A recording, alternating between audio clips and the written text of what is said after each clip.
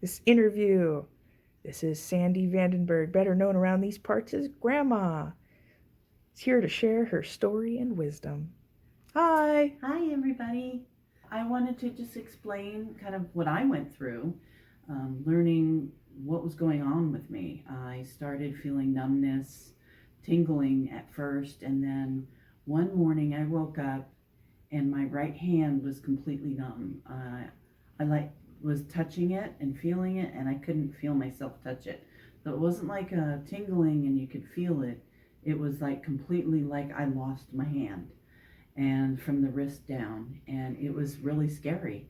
I then called my doctor, and they immediately asked me if it was blue to see if it was a circulation problem, and it wasn't. It was a normal color. So they made an appointment, and they asked me other symptoms, and that's when I realized, I was having backaches, I was having other numbness, I was having other tingling in my leg, my right leg, and in my hand. And so when I made an appointment to see my doctor, then we had to go through some testing. So they tested for all kinds of things, of course. And at the time, I just didn't know what was going on, and it was scary because I couldn't hold things. I couldn't, I lost dexterity, and I couldn't have any strength, and it was scary. And so going through all the different doctor appointments, getting tested, and then this happened in about approximately the end of 2003, and in December, right after Christmas, I had a spinal tap done. Because when I went to my regular doctors, they sent me to a neurologist, and so then he started doing pin pricks, and then he did the spinal tap, and it wasn't as bad as I thought it was going to be, but it was weird, and it didn't hurt really, so that part wasn't scary. But then when he finally gave me the diagnosis that it was MS, he just kind of paused, and I think he was waiting for my reaction, and my reaction was, okay, now what? So I didn't know what MS was. I didn't know what it was doing. I didn't know, is this a death sentence? So I didn't know what it was. And so after I left the appointment is when I started doing all my research. So once I started doing some research, I just really studied what was going on between the numbness, what other symptoms would I be having, how does it affect other people, what is this, what am I dealing with? And so it was a little bit scary, but I was optimistic that it wasn't cancer. So I was trying to just figure out what the problem was. My numbness disappeared. I started getting, I could feel things again. So I felt like, okay, that's okay. I'm all right. And then when a few months later, just a few months, just like 3 or 4 months later, I started to get weakness in my leg. In my right leg, I got to the point where I couldn't lift my leg up. I got to the point where I couldn't hold anything in my hand. I would hold a pen and it would drop. I couldn't lift my leg into the car. It got to the point where I no longer can drive to work. And so I called my doctor and I explained what was going on. And I called my neurologist because this was definitely having to do with the MS. And he had me go into the hospital. And so I'm thinking a day or two and we're fine. And he had kind of explained to me that it would be a couple of days, and it ended up being 5 days, getting on steroids and getting that what's going on in my body to stop doing what it was doing so that I can then recover. And I had to go through a lot of physical therapy. I had to learn how to walk again. And just the frustrations and the scariness of not being able to get up to go to the bathroom. I cannot put my own clothes on. I could not pick up things. I could not get in and out of bed by myself. And I started to break down emotionally, mentally. And I got to say, my family was there and helped me through the scariness of I can't work, I can't drive, I can't. How am I going to pay my bills? How am I going to raise my kids? How am I going to do these things? And it was a scary, scary time. And my family was there to kind of be on the outside looking in, saying, okay, let's break it down and let's deal with one bill and let's do, these things. And then, so after I got out of the hospital after 5 days, I was out of work for another at least 2 weeks, 2 maybe 4 weeks, just to do physical therapy. I had a walker. I was using a cane, but mostly a walker because of my weakness. And I started to get stronger. I had to work on walking every day and stretching and lifting and trying to just pick up a can of peas, stuff like that, just to try to get stronger. I got stronger, and I told myself I just had to keep at it, keep getting stronger.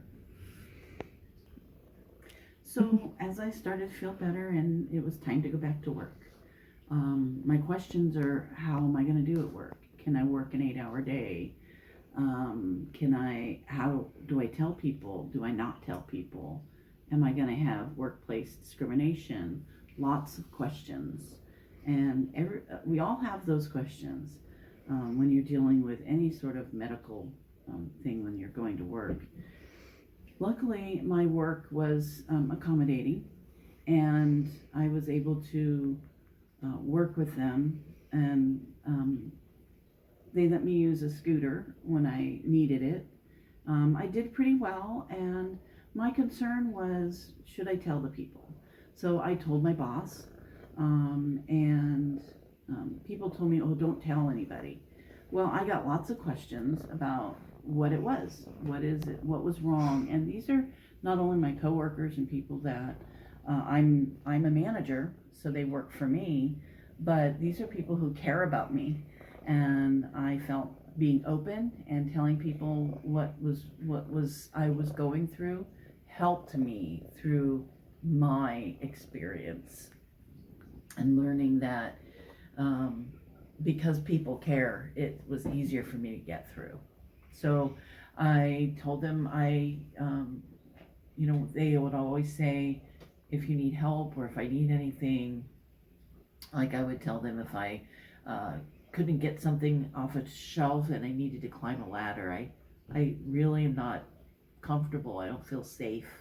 So somebody else would help me get something down.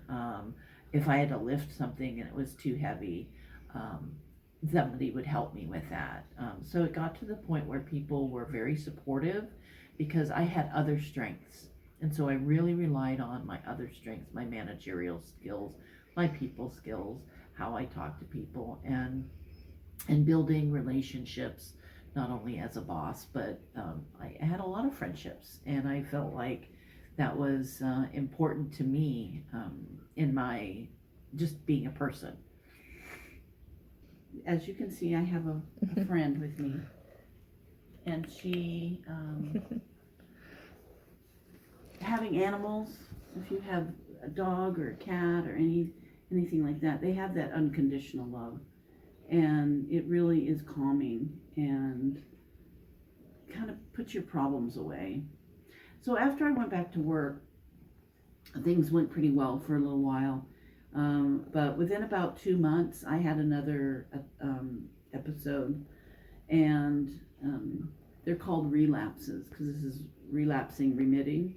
So I had another relapse, and the relapse put me in the hospital again.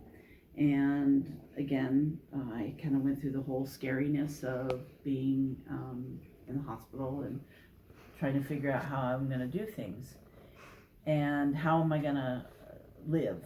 So I got home and started to discuss this with my family and everything. And we lived in a 2-story townhouse at the time, and I couldn't go upstairs because I couldn't lift my leg.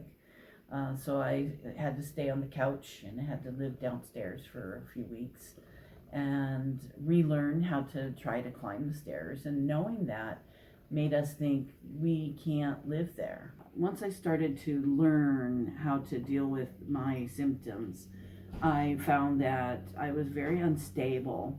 So I started to use a cane and I had to embrace it. I couldn't be embarrassed by it. I even decorate it during Christmas and make it a candy cane. So instead of being embarrassed by using a cane, I embraced it. There were times where I needed a walker. If we go someplace and I'm going to walk more than, you know, 100 feet, then a walker is better because I tend to, even now, I tend to lean on the cane. And so if I have a walker, I'm more steady. And I had to get over the not worry about what other people thought, but knowing that that was keeping me safe from falling. I have fallen a few times, and the problem with that is I can't get up. I'm not physically fit person, so getting up after I've fallen is difficult. And I have fallen a few times, and it's usually because I don't have my cane, or I've tripped because I couldn't pick up my foot. And that is the embarrassing part. So I would rather use something to keep me safe. I even use the scooters when I go to the store. If I'm up to it and I can push the cart, I would prefer to do that. But there are times where I am just too tired, or my leg hurts, or I can't lift my foot. There were times where I couldn't even go in the store. I would just sit in the car. My family would go in and I would just get in the car and go for the ride. I couldn't even go into the store. And then we graduated to going into the store and learning how to use the scooter. And it just, I was embarrassed at first, like, this is for people who are disabled. Well, guess what? I'm at the point where I am disabled and I have to use assistant devices. So that's kind of where we're at with my assistance.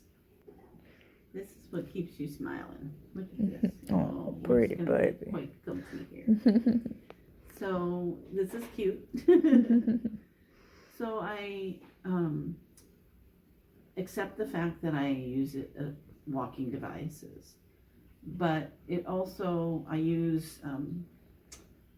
I recently needed a can opener because I can't grasp, and I use a sock to help me put my socks on because I can't put my socks on by myself. I need an assistance device. I use a stool in the shower. I use grab bars.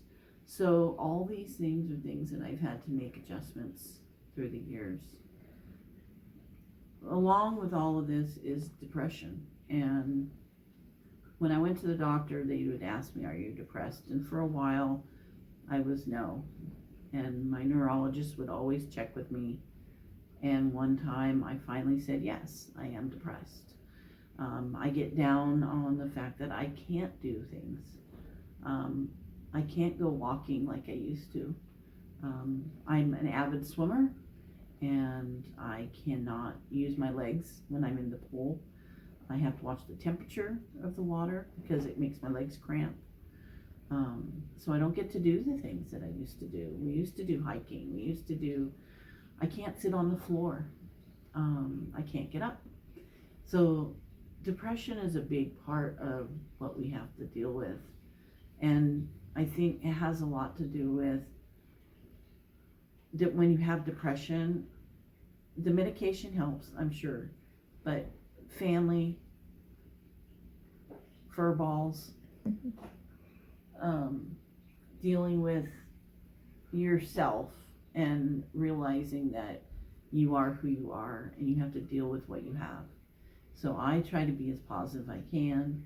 I know that it's not going to get better, but if I can do anything I can to keep it from getting worse, that's my job. And I accept myself for what I have, and I try not to let things bother me. I like, I love life, and I love looking at clouds and flowers and insects on the ground, and I stop and smell the roses, and that helps me with the depression part. There were so many things that I was going through mentally and physically that, and part of it too is I can't remember things very well. And so what I started to do was keep a journal. About a year after I was diagnosed, I started keeping track. And part of it was every time I go to the doctor, they'd ask me about my symptoms. How do I feel? What's my pain level? And I couldn't remember between appointments. So by keeping a journal, I was able to write down when I got numbness, when it came, when it went, when I got pain, when I got headaches, when I got weakness, whenever I had any types of symptoms that weren't severe enough to go to the doctor, but were something I could write down. I've been writing things down since 2005, and I don't write every day. I don't write every month. I write whenever I feel like it. So I write down, if I'm not having any symptoms, then I'm going to be writing this week talking about the walk and everything. And I write down just what I'm thinking, what I'm feeling, and being in tune with myself. Um, what's going on with me right now. And so I actually go back and I read what was going on with me, 5, 10 years ago. And it's very interesting reading where I was and where I've been and how I've dealt with it. And it's actually a really good learning experience to have the journal. But just being in tune with yourself, knowing when you're not feeling well, and knowing that, today I need to take it easy. When it's really hot outside, I love being in the sun, but I cannot stand when it's too hot. I wear a wet rag around my neck. I get my head wet, drop my temperature. I do whatever I can. Extreme cold, my feet get cold all the time. So I wear socks and slippers whenever I need to. So being in tune with what's going on, even memory-wise, I write lists. I do things that will help me get through those little changes that a lot of changes that have gone in my life. I just figure out what the problem is and what is going to be my solution to get through to how to make it better. I really push myself, and I think I'm positive, but sometimes you get down, and I push myself in my work, in my personal life, and it really gets me to look at other options. And so when I first got diagnosed, I met some people who were representing the National MS Society. And I had just gotten diagnosed like 2 weeks prior to that. And they gave me this wristband. It's red because that was the old color. That's how long I've been supporting the National MS Society. And they helped educate me a little bit. And so when I learned about the MS walk, it was meeting more people with MS, another support system that I was going to be able to have. And gosh, have fun. And that embarrassment, you're not embarrassed because everybody supports you for who you are, not for what you can't do. And so there are people who are much worse than I am in many ways, not only with MS, but other illnesses that are much worse. And so I look at it that way. And if I can support the MS Society by doing fundraising each year, what that does, and the reason why I have medals on is because I've been doing this for years. And the reason why I do it is because it helps them earn enough money, not ever enough money. It helps them earn money to get research done to find a cure. That's ideal. But in the meantime, they keep finding therapies that help us get through so that I haven't had a relapse in years. And in my first year, I had two. And my second year, I mean, in the beginning, I was having them really often. And each time you have one, you get worse. You never recover 100%. And it affects you because it affects your brain. You lose brain function each time you have a relapse. So the less relapses, the better for my brain. So I support the National MS Society to do the MS walk so that they can increase their therapies. And I've gone from, a daily injection to a 3 times a week. And now, last year, I started a new therapy where I get an infusion, an IV, every 6 months. And that has been a wonderful for me. It's been good for my health. Definitely the depression where I'm not sticking myself every couple of days. I was beginning to not remember to do it, so now it's just every 6 months. So supporting them has helped me, and a lot of other people get through these symptoms. Looking at the last 15 years, it seems like a long time, but I've done well. I feel like I've handled this pretty well. And I think as a person, I went through a lot of changes, not only physically, but mentally, how about myself, but also what kind of person I am and how it changed my personality and how it developed a bigger heart and more patience. And I think just learning that, when you don't have a disability, you don't realize what people go through. But if you have arthritis or any type of pain or disability, you realize what other people go through when you see them struggling. And so I think as a person, it made me realize that just because somebody's not in a wheelchair doesn't mean they don't have a disability. And just because they look okay doesn't mean they really are. As we talk about struggles, I had in my position, I did feel like I was getting discriminated against. I wasn't able to lift and move things as easily, and I did feel that there was times in the last year that they were trying to get rid of me. So stupid little things. Everything I did was wrong, and it was very frustrating. I made sure to talk to people. I got advice from people. I did the best for myself, and I persevered, and I got through it, and they did not get rid of me.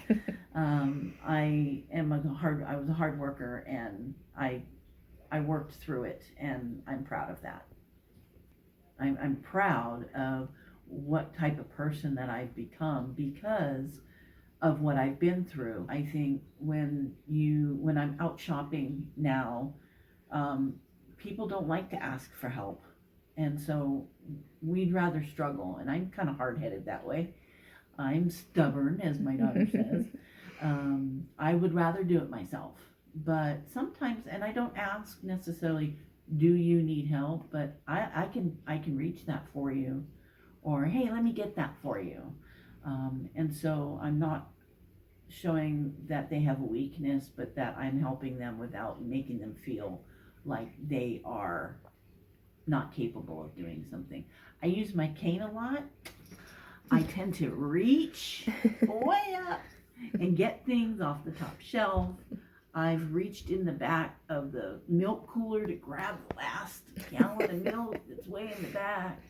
Many times on the top shelf is one of the things that, and then it's not only is it on the top shelf, but there isn't any more until it's way in the back of the top shelf. And that's when I can reach my cane and get that, where even if they're just a person that happens to be under 6 feet that can't reach the top shelf, I can still help. So I try to do things like that, and it makes me proud and it makes me feel more kind in my own way to show, you know, when somebody falls, it's not funny. It's not funny. And so when people are struggling, I've fallen and I don't think it's funny.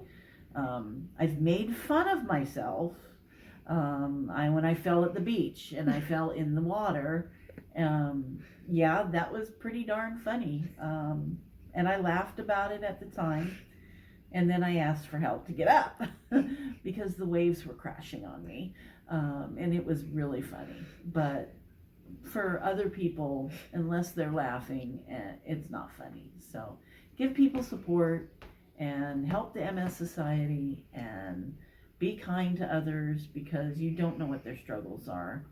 Nobody's perfect.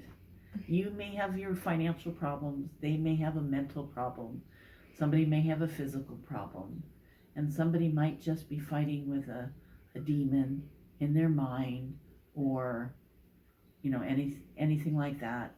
Just be kind to other people. I wanted to really tell people about the support system, and that's really important. I have such a great family support system.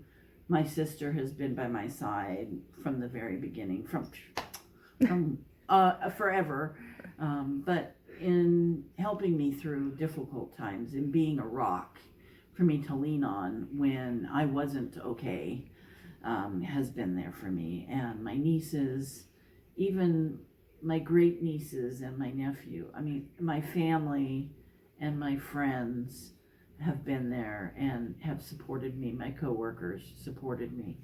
I have one medal here that's Bike MS, and it's from 2005. And this was given to me by a friend of mine that I worked with. She did the Bike MS for writing. I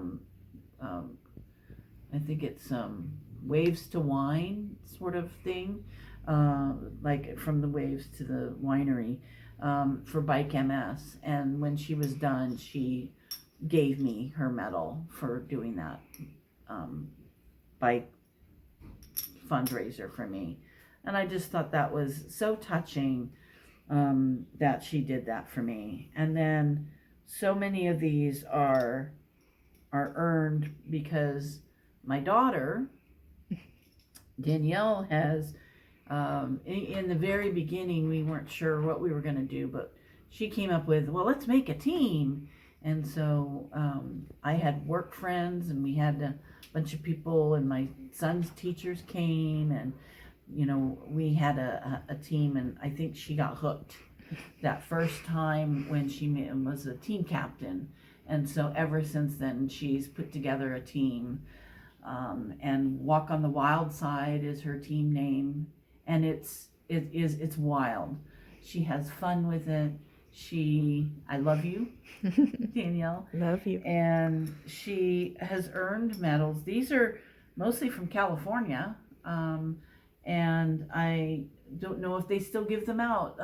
We walked last year and we didn't get them, so I love them because they're small, and I've been able to keep them throughout the years. As well as my bracelets, and some other little things that we do pick up along the way. And you do have a shirt there too. And I have shirts, and I even have a little MS ribbon walk that actually was that's like the only one I have, so I don't even know when I got it. But this one, I can't. It's a little small, so I do have the others on. And I believe they started with red in the older days. This is 2005, 2006. And then we have 11, 12, and 16. And they're now in the orange and oranges for MS. So we support the MS. But thank you for my family, my friends, and those who support me, my old work friends that always would help me throughout the day, and you all touched me, and my daughter with the teens our walk on the wild side. She has fun with it every year, and we will continue to support the MS Society so that they can keep helping people like me and others like me. And with my wonderful family, I have become a grandma. And you talk about being the best thing ever. I am disabled, so I'm not working right now. So I am able to be with my grandson and enjoy that. And you know what? The experiences that I have had allow me to be a better grandma and a better mom, and it's the best thing ever. And boy, I sure look forward to being a grandma and watching him grow and develop, and it's the most wonderful thing. So I want to thank everybody to listening to me, and I hope it helps somebody out there, even if it helps one person through the journal, through get through their depression. Any way that I could help, that's what I'm here for. It's also educational, so you know my journey. And I wanted to thank everybody for their time. And if you do have questions, everybody should know I'm very open about what I go through. So if you do have questions, I'm more than willing to answer them for you. Bye. Bye bye. Thank you.